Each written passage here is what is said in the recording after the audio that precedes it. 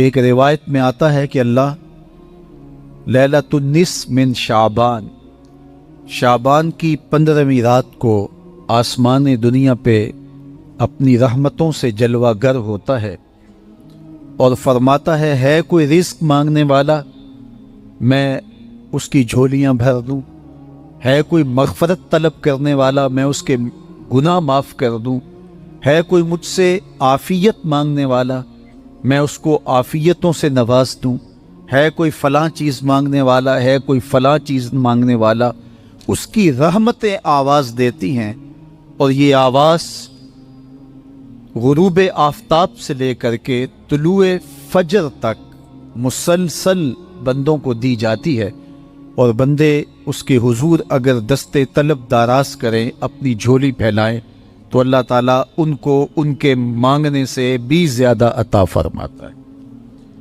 اس امت کو اللہ تعالیٰ نے اس طرح کی راتیں دے کر کے مغفرت، بخشش، غفران اور رحمتوں کی فراوانی نصیب کی ہے۔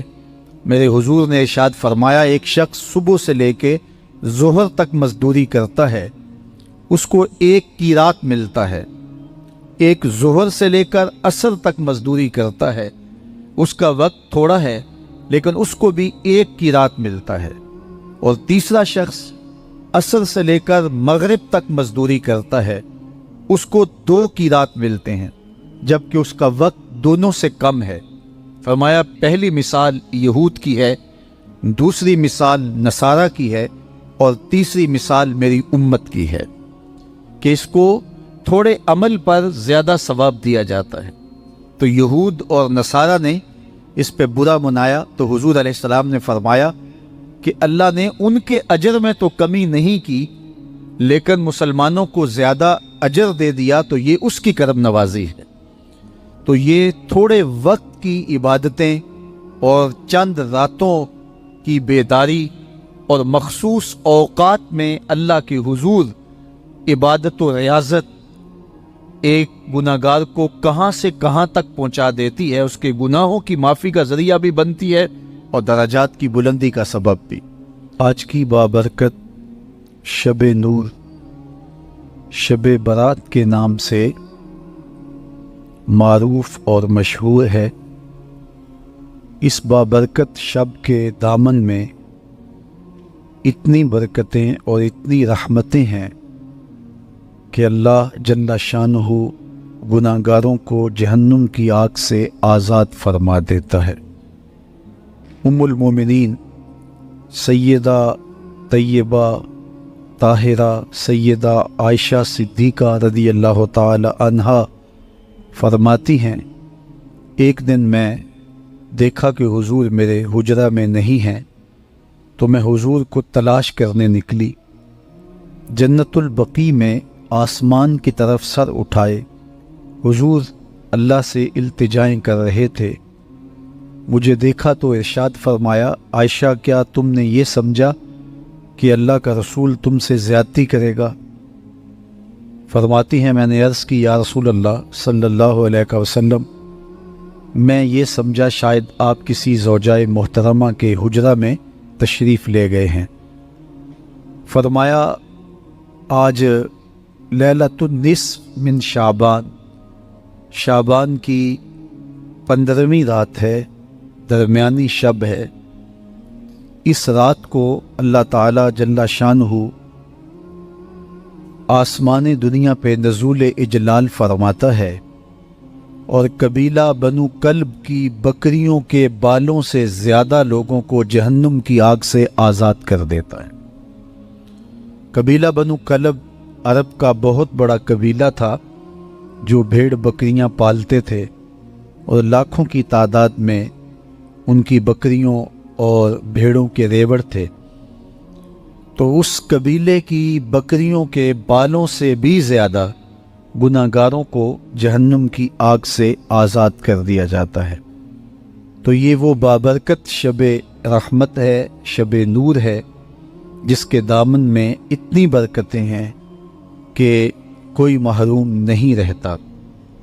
صرف وہ بد نصیب لوگ جو شرک میں مبتلا ہیں، جو سخت کینہ پرور ہیں، جو قطع رحمی کرتے ہیں، قاتل ہیں، عادی شرابی یا بدکار ہیں، انہیں اس مبارک رات میں محروم رکھا جاتا ہے، ورنہ اللہ کی رحمتوں کا عموم اس بابرکت راتوں میں اس قدر ہوتا ہے کہ کوئی گناہ گار جو اس کے حضور ہاتھ دعا کے لیے اٹھاتا ہے اور اپنا دامن پھیلا کے اس کی رحمتیں مانگتا ہے، اسے محروم نہیں رکھا جاتا، بلکہ اللہ سب گناہ گاروں کو جہنم کی آگ سے آزاد کر دیتا ہے۔ دیکھیے، لیلۃ القدر ایک رات 1000 مہینے کی عبادتوں سے بہتر قرار پاتی ہے۔ اسی طرح دیگر مواقع ہیں کہ اللہ تعالیٰ اس امت کے لیے رکھے ہیں، رحمت رب بہانہ می طلب، اور یوں بھی پڑھا گیا رحمت رب بہانہ می طلب۔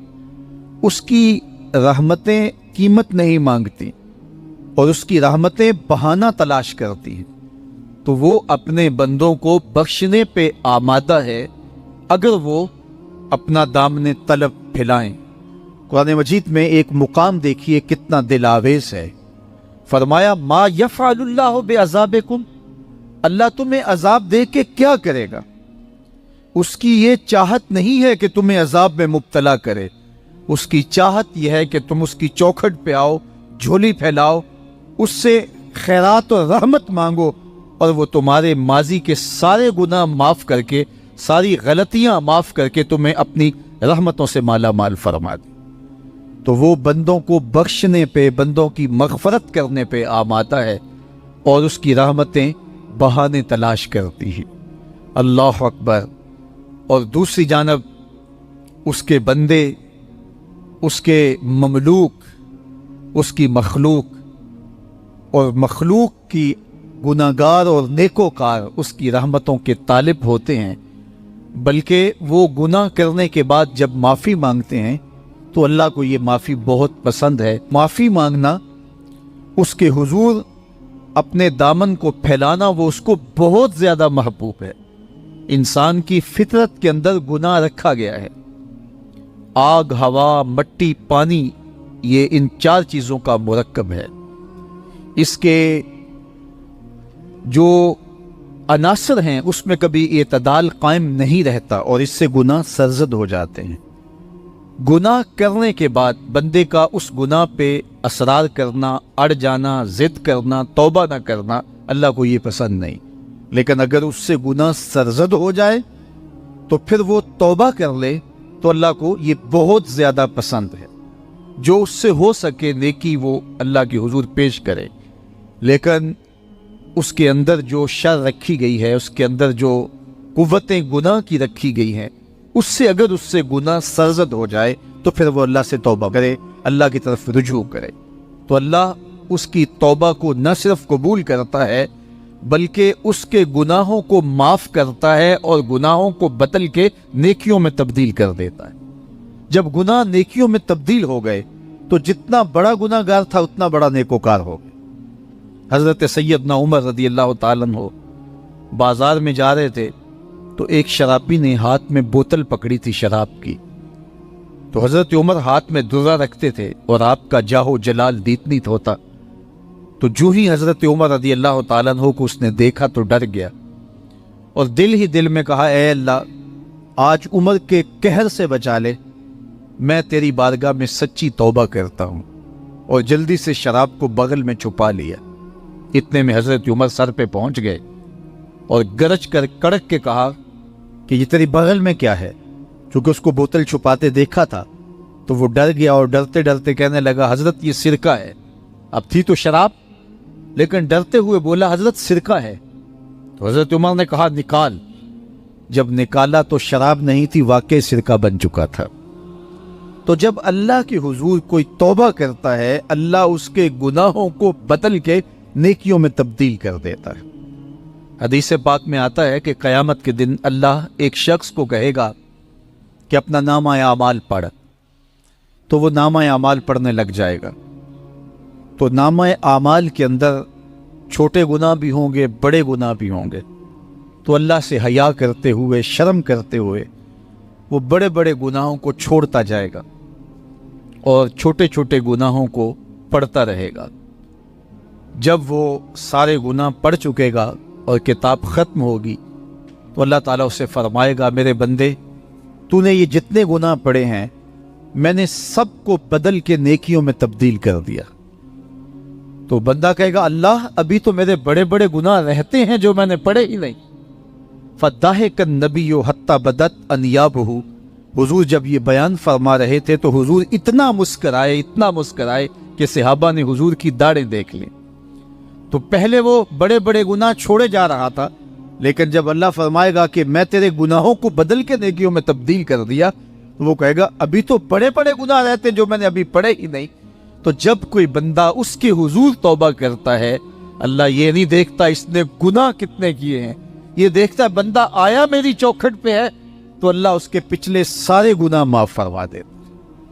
اللہ اکبر۔ میرے اور آپ کے آقا و مولا نے اللہ کے حضور توبہ کرنے اور اس پر اللہ کی خوشی اور اللہ کی خوشنودی کا ذکر کرتے ہوئے ایک مثال بیان فرمائی کہ ایک شخص صحرا میں سفر کر رہا تھا تو وہ ایک درخت کے نیچے دوپہر کاٹنے کے لیے، سستانے کے لیے رک گیا اور درخت کے ساتھ اپنے اونٹ کو باندھ دیا اور خود لیٹ گیا تاکہ دوپہر کاٹ لوں۔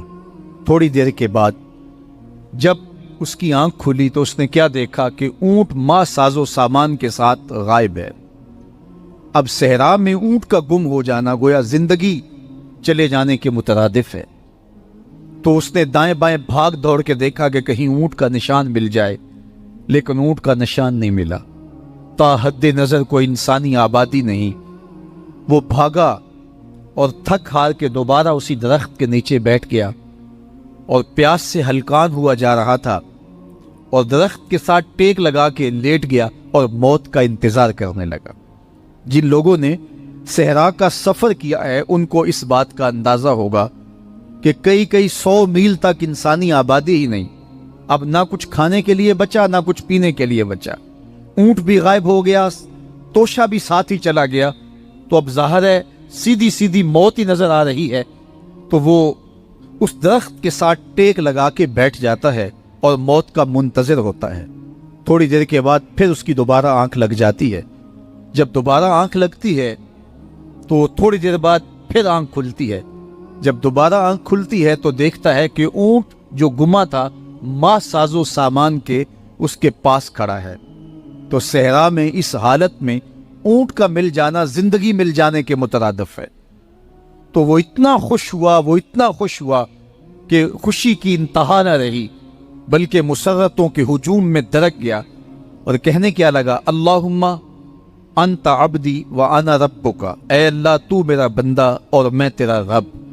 کہنا تو یہ تھا کہ تو میرا رب اور میں تیرا بندہ، لیکن مسرتوں کا ہجوم ہی اتنا تھا، خوشیوں کا ہجوم ہی اتنا تھا کہ زبان پہ قابو نہ رہا۔ کسی کے آنے سے ایسے ہوش اڑے ساقی کے، شراب سیخ پہ ڈالی اور بوتل میں کباب۔ کہنا یہ تھا اللہم انت ربی وانا عبدک، لیکن اس قدر خوش ہوا جب بھی تیری قربت کے امکان نظر آئے ہم اتنے خوش ہوئے کہ پریشان نظر آئے۔ تو کہنا یہ تھا کہ اے اللہ تو میرا رب اور میں تیرا بندہ، لیکن خوشیوں کے ہجوم میں وہ کہتا ہے اللہم انت عبدی وانا ربک، اے اللہ تو میرا بندہ اور میں تیرا رب۔ حضور یہ بات بیان کرنے کے بعد صحابہ سے پوچھتے ہیں کہ ذرا بتاؤ اس بندے کو کتنی خوشی ہوئی کہ خوشی میں زبان بھی قابو نہ رہی اور اپنے آپ پہ کنٹرول نہ رہا، اور خوشیوں کے ہجوم میں اسے یہ بھی پتہ نہیں چل رہا کہ وہ کیا بول رہا ہے۔ تو صحابہ نے عرض کی حضور بہت زیادہ اسے خوشی ہوئی۔ تو میرے حضور نے یہ بات کرنے کے بعد ارشاد فرمایا، جس طرح اس کو گما ہوا اونٹ ملا اور اس کی خوشی کی انتہا نہ رہی، تو فرمایا جب کوئی شخص توبہ کرتا ہے اور اللہ کی حضور پلٹ کے آتا ہے، گناہوں سے معافی مانگ کے اس کی دہلیز پہ آتا ہے، میرے حضور نے فرمایا اللہ اس سے بھی زیادہ خوش ہوتا ہے کہ میرا بندہ میری چوکھٹ پہ آ گیا ہے۔ تو وہ یہ چاہتا نہیں کہ اپنے بندوں کو عذاب دوں، وہ خود آگ میں چھلانگے لگائے تو اس کی مرضی، اگر گناہ سرزد بھی ہو گیا ہے تو کوئی بات نہیں، معافی مانگ لی جائے۔ تم نے اس کے حضور پیش ہونا ہی ہونا ہے، اس کے حضور جانے سے تم بچ نہیں پاؤ گے، چھٹکارا نہیں، رستگاری نہیں۔ ایک ایک عمل کا تمہیں حساب دینا ہوگا، ایک ایک حرکت اور ایک ایک سکنت تمہاری تشت ازبام ہوگی، تمہارا پوشیدہ اور مخفی عمل قیامت کے دن سامنے آ جائے گا۔ اللہ اکبر، یہ قرآن ہے، یہ کوئی فرضی کہانی نہیں ہے۔ اِنَّهُ لَقَوْلٌ فَصْلٌ وَمَا هُوَ بِالْهَزْلِ، فرمایا یہ قول فیصل ہے، یہ طے شدہ حقیقت ہے، یہ امر واقعی ہے، یہ کوئی مذاق نہیں ہے کہ یوں ہی کو کہانی بیان کر رہا ہے، یہ سب کچھ ہونے والا ہے، یہ اپنی آنکھوں سے تم دیکھو گے۔ آج انکار کرو یا اقرار کرو، تمہیں کھلا موقع دیا ہے، حتیٰ کہ تم کافر بن کے زندگی گزارنا چاہو، نمرود بن کے جینا چاہو، فرعون بن کے جینا چاہو، حامان بن کے جینا چاہو، ہم تجھے دنیا پہ موقع دیں گے۔ لیکن یہ نہیں ہے کہ جب زندگی کی بساط لپیٹے گی پھر کام ختم ہو جائے گا، نہیں، یہ تمہیں ہمیں فرصت دی ہے، پھر ہم نے تم سے حساب لینا ہے، ایک ایک عمل تمہارے سامنے آئے گا۔ اللہ اکبر، ذرا غور کیجئے، فآمنوا باللہ، تو بہتر ہے کہ اللہ پر ایمان لاؤ، اس کے حضور تو تم نے آنا ہی آنا ہے، بہتر نہیں ہے کہ جیتے جی آ جاؤ، پھر لوگ تجھے اٹھا کے لائیں گے، اچھا نہیں ہے کہ اپنے قدموں سے چل کے آ جاؤ۔ کی آگ سن لوک یعقوب تینوں جدوں ٹر پہ سر منہ گج کے تو پھر جو کفن کی تنیوں میں لپیٹ کر کے تجھے لے کر کے جایا جائے گا، تو اچھا نہیں ہے کہ اپنے قدموں سے خود چل کے مالک کی دہلیز پہ چلے جاؤ۔ ایک حدیث میں آتا ہے کہ اللہ بندے کو اپنے سامنے سے ہٹنے نہیں دے گا جب تک اس سے 4 سوال نہیں کر لے گا۔ آپ دیکھیے، میں دیکھوں کیا ہم ان سوالوں کے جواب دینے کے لیے اپنے آپ کو تیار کر رہے ہیں۔ پہلی چیز، اللہ پوچھے گا عمر کہاں گزاری۔ دوسرا سوال، اللہ تعالیٰ علم کے بارے میں پوچھے گا، جو پڑھا تھا بتا عمل کہاں تک کیا، خلوت جلوت زندگی شام و سحر تیرے اس سیکھے ہوئے علم کی مطابقت میں تھے یا علم عزت دولت کمانے کے لیے پڑھا تھا۔ تیسری بات، اللہ پوچھے گا مال کمایا کیسے، اور مجھے بتا مال خرچ کہاں کیا۔ آج لوگ نیب سے ڈرتے ہیں کہ ہم سے پوچھ نہ لیا جائے کہ یہ آیا کہاں سے، منی ٹریل پیش کرو، یہاں ہم بچ جائیں گے۔ کوئی مکر، کوئی دھندا، کوئی فریب چل جائے گا، کوئی پریشر، کوئی افرادی قوت، کوئی سیاسی اثر و رسوخ، کوئی رشوت، کوئی سفارش، کچھ نہ کچھ تو راستہ نکل ہی آئے گا۔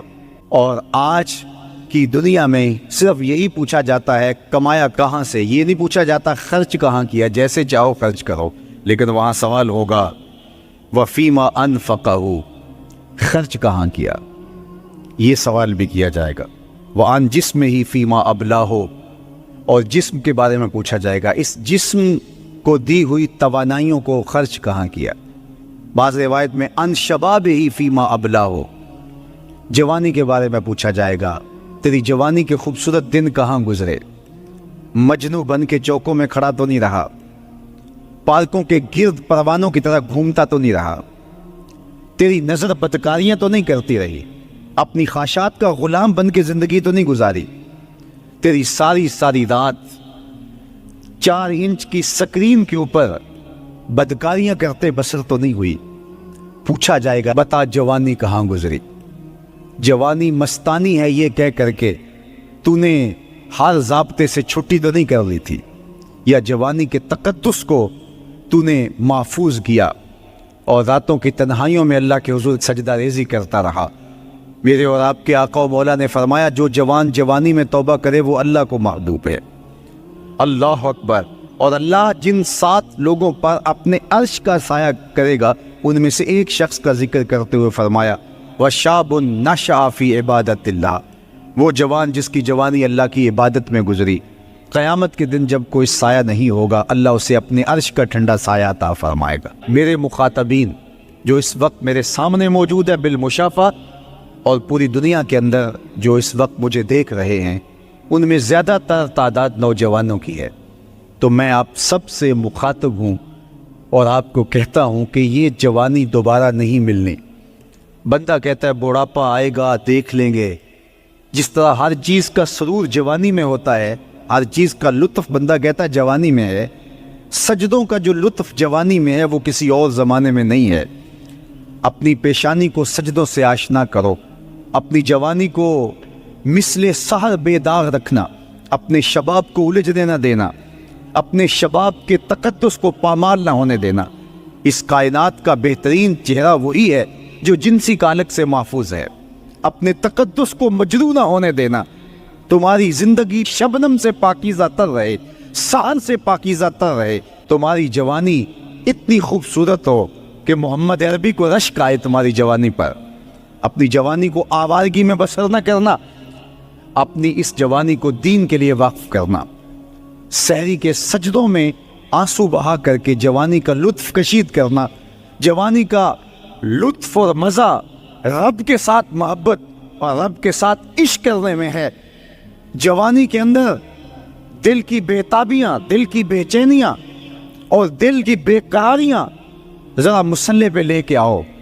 عشق کرنا ہے تو کسی آوارہ سے نہیں، عشق کرنا ہے تو رب العالمین سے کرو، آمنہ کے لال سے کرو، تو پھر دیکھنا کہ یہ جوانی کیا نور بخشتی ہے۔